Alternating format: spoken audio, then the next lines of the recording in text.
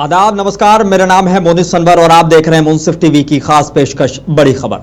बिहार विधानसभा चुनाव का बिगुल बज चुका है, लेकिन एनडीए में सीट बंटवारे की गूंज अब सियासी रण में तब्दील होती जा रही है। चिराग पासवान ने अपनी पार्टी एलजेपी रामविलास को 243 सीटों पर तैयारी करने का निर्देश दिया है। उधर बीजेपी और जेडीयू अब भी फॉर्मूला तय नहीं कर पाए हैं। पटना में लोक जनशक्ति पार्टी रामविलास एलजेपीआर की एक महत्वपूर्ण बैठक खत्म हुई है। इसके बाद एलजेपीआर ने सीट बंटवारे पर अंतिम फैसला लेने के लिए राष्ट्रीय अध्यक्ष चिराग पासवान को अधिकृत कर दिया। इस बीच आज एक और राजनीतिक हलचल तब देखी गई जब केंद्रीय मंत्री और वरिष्ठ बीजेपी नेता नित्यानंद राय चिराग पासवान के पटना स्थित आवास पर पहुंचे। हालांकि उस वक्त चिराग अपने मंत्रालय में मौजूद थे। नित्यानंद राय ने चिराग की मां से मुलाकात की और कहा कि मेरे और चिराग पासवान जी के अभिभावक यही हैं, तो हम उनका आशीर्वाद लेने आए थे। चिराग की कोई नाराजगी नहीं है। इस मुलाकात ने राजनीतिक हलचल बढ़ा दी है, क्योंकि चिराग पासवान की मां से राय की मुलाकात को सीट बंटवारे पर किसी बड़ी बातचीत से पहले सुलह के प्रयास के रूप में देखा जा रहा है। तो क्या चिराग पासवान एनडीए के अंदर अपनी ताकत दिखा रहे हैं, या फिर यह गठबंधन में दरार का संकेत है? क्या एनडीए की एकता सम्मानजनक सीटों की भेंट चढ़ जाएगी? और सबसे अहम, क्या बिहार का चुनाव अब छोटे दलों के इर्द गिर्द घूमने वाला है? आज की चर्चा में हम जानेंगे सीटों की सियासत के पीछे छिपे गठबंधन के गणित और महत्वाकांक्षा का सच। दो खास मेहमान मेरे साथ मौजूद। एलजेपी रामविलास पासवान की पार्टी से प्रवक्ता हैं अब्दुल रज्जाक, आपका इस्तकबाल है। और मेरे साथ हैं भाजपा प्रवक्ता राहुल रंजन, आप दोनों का इस्तकबाल है। और सीधे तौर पर मैं सबसे पहले भाजपा प्रवक्ता से शुरुआत करना चाहूंगा कि राहुल जी, चीजें हम देख रहे हैं कि बीजेपी अब तक कोई सीट फॉर्मूला तय नहीं कर पाई है, और अब इधर जो है प्रशांत किशोर इतनी तेजी में आगे जा रहे हैं कि उन्होंने जो है पूरी तरीके से अपनी लगभग एक लिस्ट जारी कर दी है। अपना पहला फेज जो है उनकी तरफ से जारी हो गया है। क्या पहली प्रतिक्रिया है, क्यों इतनी देरी हो रही है, जबकि ये सारी चीजें तो शायद इलेक्शन होने से, अनाउंस होने से पहले तक आपकी तरफ से की जाती रही हैं? अक्सर ऐसा हुआ है। बिल्कुल आपकी बात से मैं सरोकार रखता हूँ, लेकिन एक बात कहूंगा, बहुत छोटी सी बात है कि हमारे इलेक्शन में हमारी गठबंधन में एनडीए हम साथ में है, साथ में कोई दिक्कत नहीं। अगर कोई दिक्कत होती तो चिराग पासवान जी का गुस्सा बाहर आता। वो तो बहुत सजग इंसान है और उनके साथ हमेशा भारतीय जनता पार्टी का एक बहुत अच्छा समन्वय रहता है, और वो प्रधानमंत्री जी को अपना अभिभावक भी बोलते हैं। कई बार उन्होंने स्टेज से बोला भी है। तो ऐसी कोई बात नहीं है जो कि लोग अटकलें लगा रहे हैं। और रही बात सीट बंटवारे को लेकर, तो ये पिछली बार की बात याद कीजिए। आउट ना पीसीआर वाला दे देना मुझे। और जी मैं सुन पा रहा हूं। पिछली बार अगर आपने देखा होगा तो पिछली बार भी आप चुनाव के समय भी ऐसा हुआ। अभी तक तो चलिए आप भारतीय जनता पार्टी से सवाल पूछ रहे हैं क्योंकि मैं बैठा हूं सामने जी, लेकिन अगर मान लीजिए आप बाकी पार्टियों की बात कीजिए तो उनका तो कैंडिडेट भी निर्धारित नहीं है अभी तक। हाँ ठीक है, हमारा तो कैंडिडेट निर्धारित है। हमें तो लास्ट ऑप्शन आवर का हरी झंडी का इंतजार करना है, और उसके बाद सारी चीजें हमारी तैयार पड़ी हैं। बस चिराग भैया से जो बात चल रही है वो बात हमारी कंप्लीट होनी ही है। नित्यानंद राय जी भी गए थे उनके घर पे, और उसके बाद भी हमारे लोग उनसे मिल रहे हैं। तो जो भी बात है उनके अकॉर्डेंस में भी अच्छी हो और हमारे अकॉर्डेंस में भी अच्छी हो, तब हम चुनाव लड़ेंगे, और चुनाव साथ में एक साथ हाथ मिला के लड़ेंगे। और जहां तक आपने सुबह अभी शुरुआत में कही कि लगता है कि चिराग पासवान जी पूरे सीटों पर चुनाव लड़ेंगे, ऐसा नहीं है। अपने मन से कुछ भी नहीं किया।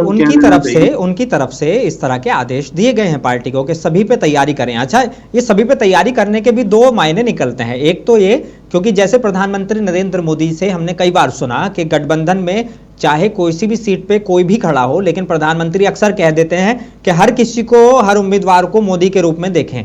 यानी कि वो अपने गठबंधन के उम्मीदवार को भी यही कहते हैं। अब प्रधानमंत्री अगर आते हैं कहीं तो वो ये तो नहीं कहेंगे ना कि सीधे तौर पर तैयारी जो है सिर्फ और सिर्फ बीजेपी के नेताओं को जिताओ और चिराग पासवान के नेताओं को हरा दो, ऐसा तो नहीं कहेंगे ना। तो यानी कि तैयारी प्रधानमंत्री जब करते हैं तो गठबंधन के लिए करते हैं। ऐसे ही अगर वो भी कह रहे हैं कि सारी सीटों पर तैयारी करो, तो उनका भी ये मकसद हो सकता है कि भाई आप जो है, भले से ही हम सीटें कहीं भी लड़ रहे हो, लेकिन बीजेपी को भी आपको जिताना है।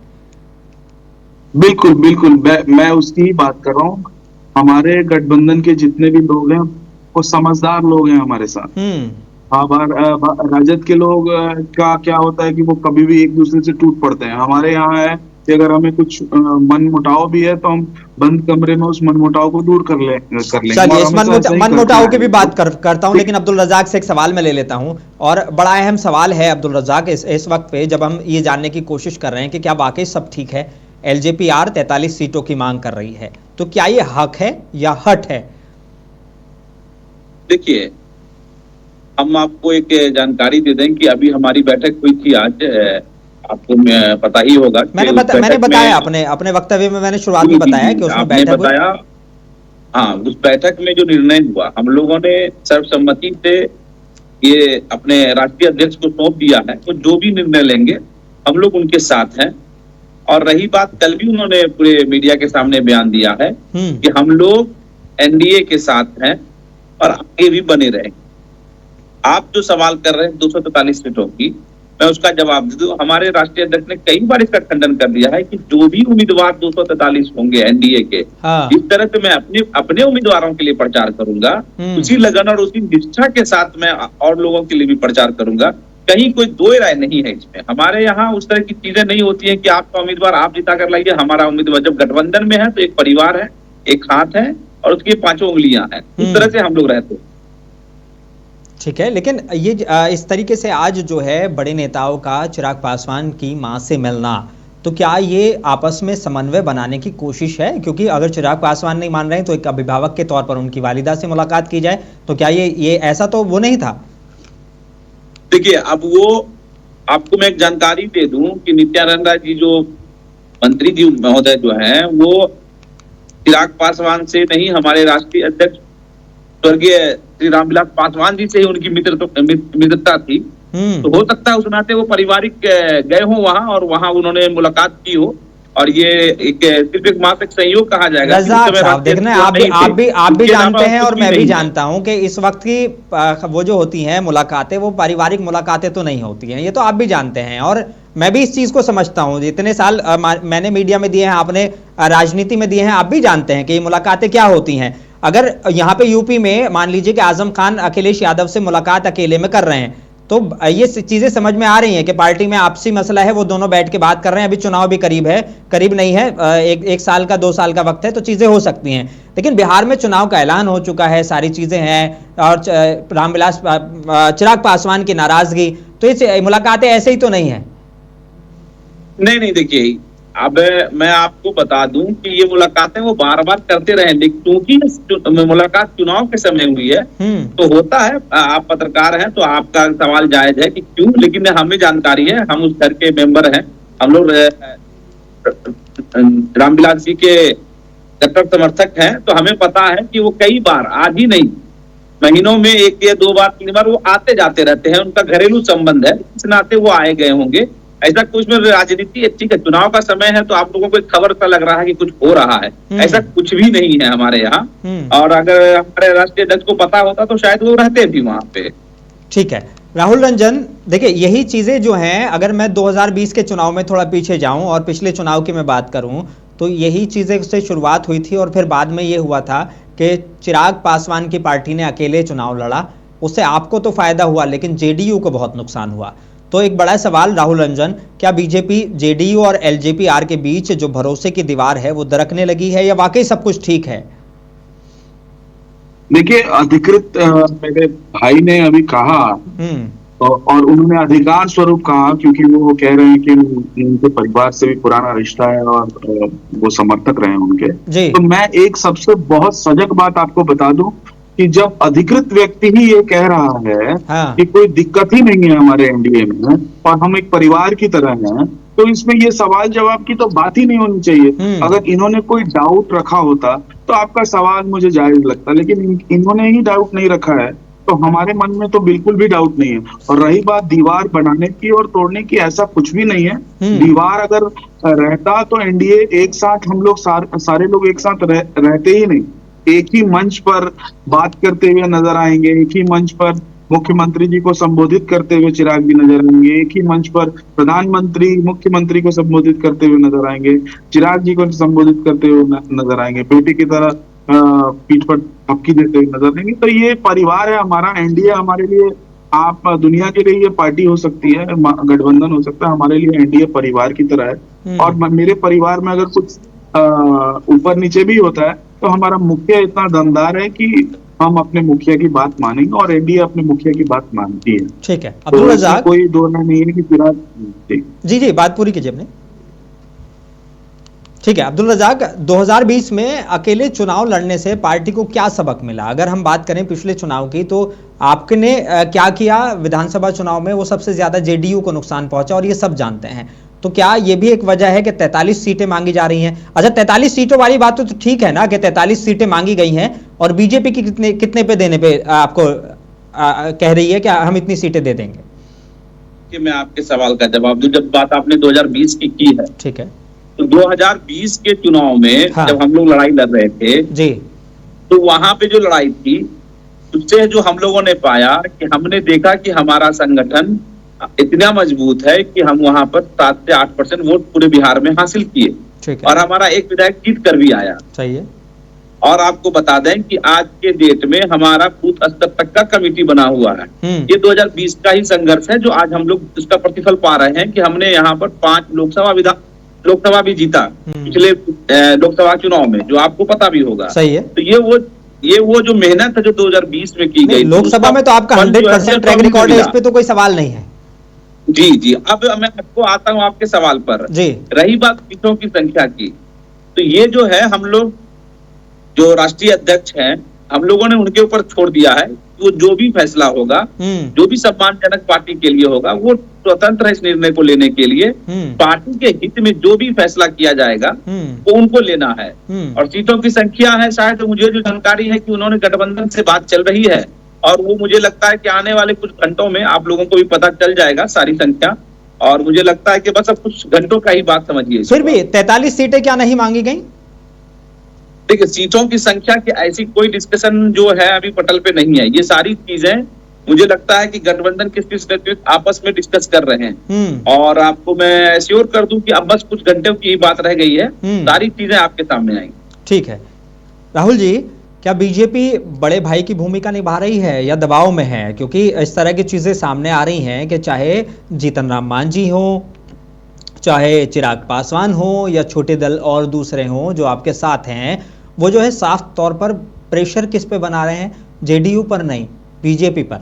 क्योंकि बीजेपी के साथ ही वो जो है केंद्र में सत्ता में है, चाहे जीतन राम मांझी मिनिस्टर हो चाहे चिराग पासवान मिनिस्टर हो, तो डील जो है सीधे तौर पर बड़े भाई से यानी बीजेपी से हो रही है। तो क्या आप बड़े भाई की भूमिका निभा रहे हैं या एक दबाव है? ये कहीं दबाव की पॉलिटिक्स तो नहीं है? क्योंकि अक्सर जो है इलेक्शन के जब बिल्कुल एंड मोमेंट होता है तो पार्टियां मांगती हैं कि भाई हमें इतना चाहिए, हमें इतना चाहिए। देखिए सबसे बड़ी बात तो आपने बड़े भाई का दर्जा दे दिया भारतीय जनता पार्टी को। तो बड़ा भाई कभी भी छोटे भाई के दबाव में नहीं होता है। तो प्रेमवश हम उनको कुछ दे भी सकते हैं और उनसे कुछ मांग भी सकते हैं। ठीक है। तो हमारा समन्वय चिराग जी के पार्टी एलजेपी के साथ इतना अच्छा है कि अगर कुछ उनके साथ बैठ के मीटिंग करें तो हमारी मीटिंग सक्सेसफुल रहेगी, सफल रहेगी।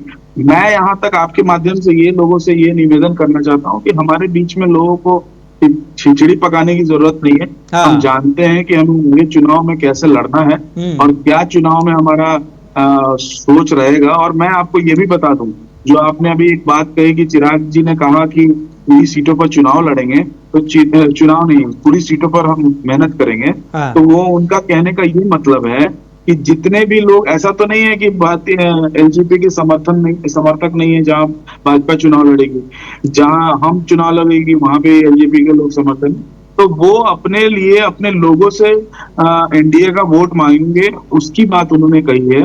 और उसकी बात कहते हुए उन्होंने साफ साफ कहा है कि हम हर जगह मेहनत करेंगे।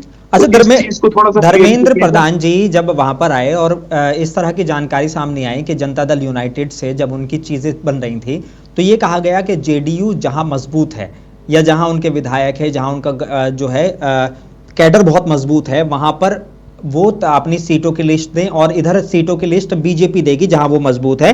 और जहां बीजेपी मजबूत है, मान लीजिए 100 सीट, एक आंकड़े के तौर पे बता रहा हूं, या 10 सीट, तो 10 में से 8 बीजेपी को जाएंगी, 2 जेडीयू को जाएंगी। और जहां जेडीयू ज्यादा मजबूत है, उन 10 में से 2 बीजेपी को जाएंगी और 8 जो है वो जेडीयू की जाएंगी। इस तरह के भी एक फॉर्मूले की बात आ रही थी।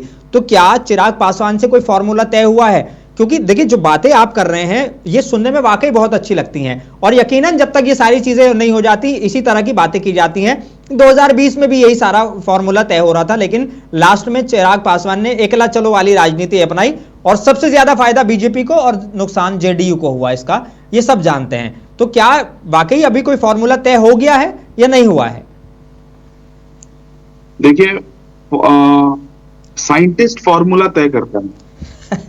आपने ये प्रमाणित कर दिया कि भारतीय जनता पार्टी और एलजेपी के लोग बहुत पढ़े लिखे हैं। हाँ। कि हम फॉर्मूला क्रिएट करते हैं और हमको पता है कि फॉर्मूला कैसे क्रिएट करना है, और हम फॉर्मूला बनने में विश्वास नहीं करते हैं। हमारे कार्यकर्ता जो हैं वो धरातल पर बहुत मेहनत करते हैं। वो अभी भैया ने भी कहा, बड़े भाई ने कहा कि बूथ स्तर पे हमारी टीम बनी, उनकी भी टीम बूथ स्तर पे बनी है, हमारी भी टीम बूथ स्तर पे बनी है, हम की भी टीम बूथ स्तर पे बनी है। और आपको एक ताज्जुब की बात बता दें, जो हमारा विपक्षी है कांग्रेस और राजद, उनका बूथ स्तर पे तो टीम ही नहीं बना हुआ है। हाँ। बूथ अध्यक्ष नहीं है हमारे यहाँ पे। अच्छा, कमाल की बात यह है कि कल मेरे साथ जेडीयू और कांग्रेस के प्रवक्ता जुड़े थे इसी टाइम पे, तो मैंने कांग्रेस से यही सवाल किया। मैंने कहा क्या चल रहा है, क्योंकि क्या नाम है उनका, सन ऑफ मल्ला जिन्हें कहते हैं, मुकेश सहनी। तो मुकेश सहनी जो है वो डेप्यूटी सीएम बनने की बात कर रहे हैं, तो सीएम तो आरजेडी का बन जाएगा, तो कांग्रेस को क्या? तो उन्होंने कहा कि नहीं, अभी ये सारी चीजें बेकार हैं, और इस बार जो है, जब से राहुल गांधी ने रैली की है, जब से जो है पिछले चुनाव हुए हैं, हमारा कद इतना बड़ा है और हमारा कैडर बहुत ज्यादा मजबूत हुआ है। तो ये कैडर की बात जो है वो कांग्रेस भी कह रही है, आप भी कर रहे हैं, और एलजेपी वाले भी कर रहे हैं। तो ये कैडर मजबूत होना तो ठीक है, लेकिन हकीकत में वोट में उसको बदल पाना भी तो कमाल है ना।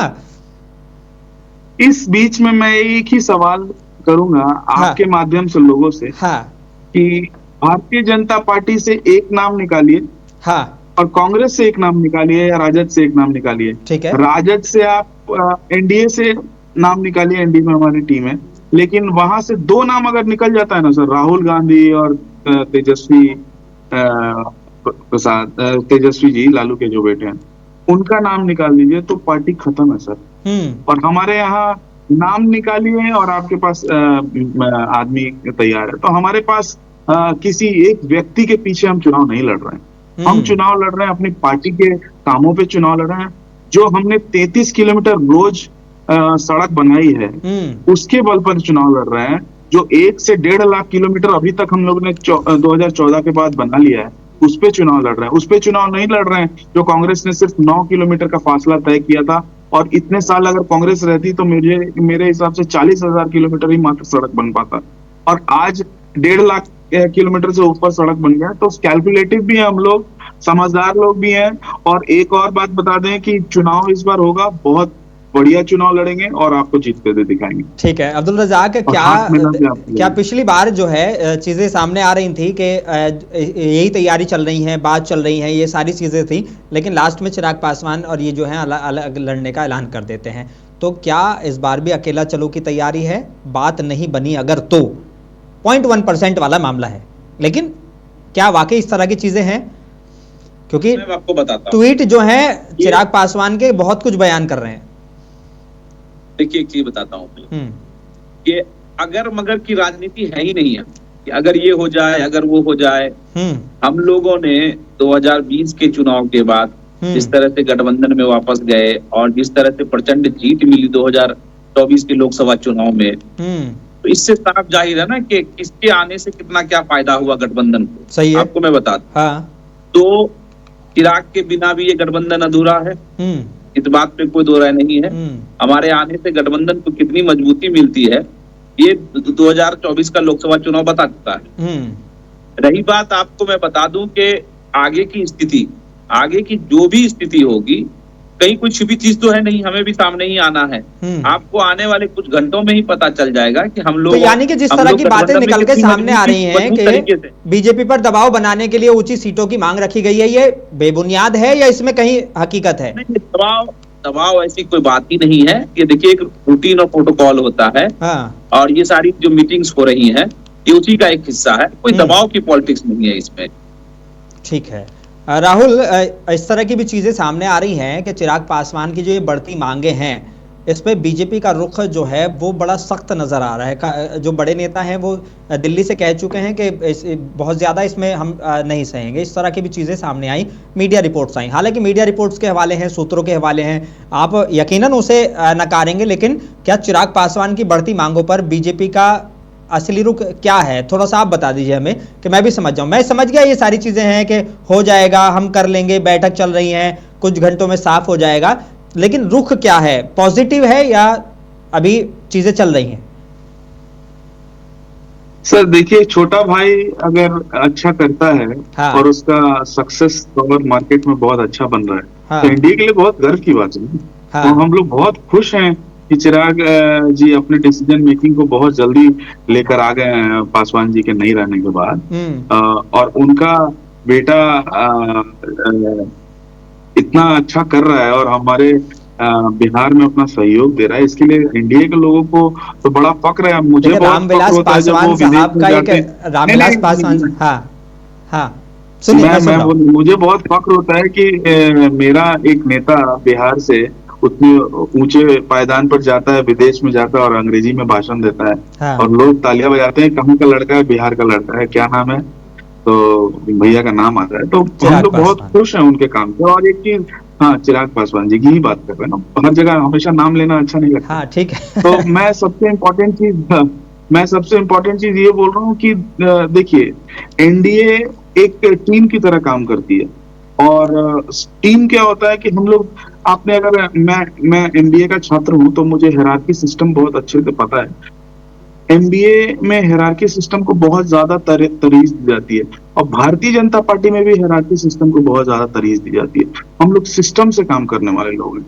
2 मिनट में इंफॉर्मेशन देने की जो जिम्मेदारी है, सर 1 मिनट में, 2 मिनट में बात खत्म करता हूँ। 2 मिनट में इंफॉर्मेशन देने की जिम्मेदारी है, वो दरवाजा खुला और अंदर मीटिंग हुई और बाहर बोल दिया, ऐसा नहीं होता है। भारतीय जनता पार्टी में ऊपर से नीचे तक, प्रदेश अध्यक्ष से लेके मंडल अध्यक्ष तक से इंफॉर्मेशन ली जाती है, उसके बाद कोई भी बयान को अधिकृत किया जाता है। तो ऐसा कुछ नहीं है, हमारे यहाँ सिस्टम है, हम सिस्टम से काम करते हैं। और भैया ने जैसा कहा अभी कि तुरंत कुछ समय लगने वाला नहीं है, कुछ ही देर में सारी चीजें साक्ष्य सामने आ जाएंगी, और सबको, आपको भी, आपके मन में भी जो उथल पुथल मच रहा और चाह रहे हैं कि आप कुछ निकलवाएं, तो वो ऐसा हो नहीं सकता। नहीं, लेकिन देखिए क्या है कि रामविलास पासवान जी का एक बहुत, मैं कहूँगा कि बहुत ज़बरदस्त उनका एक अंदाज था कि सरकार किसी की भी हो, मंत्री ज़रूर होते थे, ठीक है। तो कहीं इस तरह से तो नहीं है कि चिराग पासवान जी भी वही राजनीति करने की कोशिश में हो, एक सवाल। दूसरा ये कि जो एनडीए जिसकी बात कर रहे हैं आप, बड़े भाई और छोटे भाई वाली, यही छोटे भाई की भूमिका में पिछले महाराष्ट्र इलेक्शन में शिंदे थे, और शिंदे के साथ क्या हुआ कि उनको जो है सीधा छोटे भाई बना दिया गया और डेप्यूटी सीएम के पद पे कर दिया गया, सीएम रहते हुए। तो ये जो है वो फिर कहीं ना कहीं चीजें हो रही हैं, और यही जो है जेडीयू के लिए कहा जा रहा है इस बार कि आप चुनाव तो जीतने दीजिए, अगर एनडीए के पक्ष में। तो बड़प्पन तो देखिए, एनडीए का बड़प्पन तो देखिए, उस छोटे भाई ने शिकायत भी तो नहीं की। नहीं, शिकायत उप मुख्यमंत्री शिकायत के लिए छोड़ते कहाँ हैं, फिर जो है आईटी और ईडी वाले भी तो आ जाते हैं ना, ये भी तो मामले हैं। नहीं सर, यहाँ पे दोनों तरफ से मत बोलिए। अजीत पवार ने बहुत सारी शिकायतें की थी, फिर वो शिकायतें करते करते आपके साथ आ गए। आपने हमारे पूज्य पासवान जी को कहा कि वो हमेशा मंत्री रहे, तो हमेशा मंत्री रहना भी सर एक कला है। मैं इसकी तारीफ कर रहा हूँ, मैंने पहली तारीफ के लफ्जों में ये बातें कही हैं। जरूर आपको बता दूं कि सरकार किसी की भी रहे और मंत्री वो रहे, तो उन्होंने ऐसा काम किया कि लोग छोड़ ही नहीं सकते उनको। ठीक है रजाक जी, आखिरी सवाल और बड़ा अहम सवाल। ठीक है, मैं आपकी बात से बिल्कुल सहमत हूँ, आप दोनों की बातों से सहमत हूँ कि कोई गड़बड़ नहीं है, सीटों पे बात चल रही है, कुछ घंटों में सारी चीज़ें आ जाएंगी।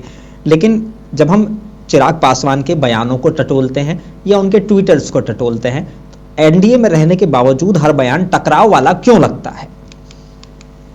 देखिए, टकराव की स्थिति की कोई बात नहीं है। पहले मैं एक बात आपको साफ कर दूं, अभी आप जो कह रहे थे कि वो जिधर रहते हैं उधर मंत्री रहते हैं, वो बात नहीं है। हमारी पार्टी का कैसा वोट बैंक है कि हम जिधर जाते हैं सरकार उधर बनती है। हम इसे ऐसे भी देख सकते हैं कि हम जिधर जाते हैं उधर सरकार बनती है। तो हमारी तरफ से ये कोशिश रहती है कि सारी चीजें पॉजिटिव वे में चले। अब आते हैं आपके सवाल पे कि जब घर में 5 लोग रहते हैं तो सबका व्यू अलग अलग होता है और सब अपने अपने तरीके से सोचते हैं। तो जब एक जगह बैठते हैं तो वो एक निष्कर्ष निकलकर समाधान की तरफ बढ़ता है।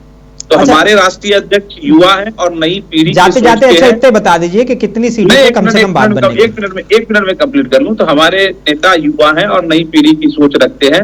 वो चाहते हैं कि जो दुनिया आज के डेट में चल रही है उस तेजी से हम लोग बढ़े। बस इतना ही है। सबका एजेंडा सिर्फ बिहार का विकास ही है। कितनी सीटों पे आप चुनाव लड़ रहे हैं? बिहार का विकास। कितनी सीटों पे चुनाव लड़ रहे हैं, थोड़ा सा तो बता दीजिए। क्या कितनी सीटों पे चुनाव लड़ रहे हैं, कितनी पे उम्मीद कर लेंगे आप मान जाएंगे? ये तो गठबंधन में फैसला होगा। हम लोग इसमें बोलने के लिए अधिकृत भी नहीं है और हमारे पे स्केल से ऊपर का सवाल है।